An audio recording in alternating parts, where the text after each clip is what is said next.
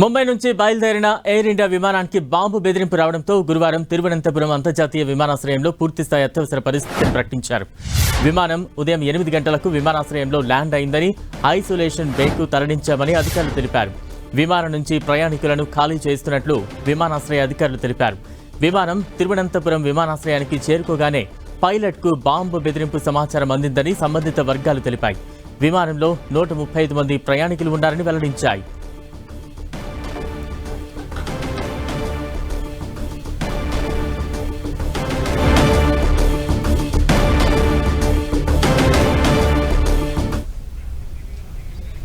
Air India విమానానికి bomb బెదిరింపు అందింది. దీనికి సంబంధించిన బ్రేకింగ్ న్యూస్ చూస్తూ ఉన్నాం.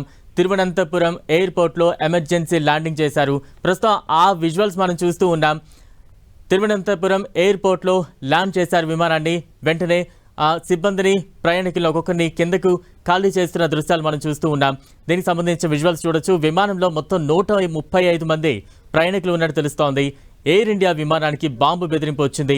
అయితే పైలట్కు సమాచారం అందడంతో హుటాహుటిన తిరువనంతపురం ఎయిర్పోర్ట్లో ఎమర్జెన్సీ ల్యాండింగ్ చేశారు. ప్రస్తుతం విమానం నుంచి 135 మంది ప్రయాణికులను ఒక్కొక్కరిగా కిందకు దింపుతున్నారు. ఆ దృశ్యాలు మనం చూస్తూ ఉన్నాం. ఎయిర్ ఇండియా విమానానికి అయితే బాంబు బెదిరింపు వచ్చింది. పైలట్కు సమాచారం అందిన వెంటనే తిరువనంతపురం ఎయిర్పోర్ట్లో ఎమర్జెన్సీ ల్యాండింగ్ చేశారు. దానికి సంబంధించిన దృశ్యాలు చూస్తూ ఉన్నాం. అదే ఆ ఎయిర్ ఇండియాకు సంబంధించిన విమానం ప్రస్తుతం ఎయిర్పోర్ట్లో ఉంది. దాన్ని ఇమీడియట్గా ఎమర్జెన్సీ ల్యాండింగ్ చేశారు.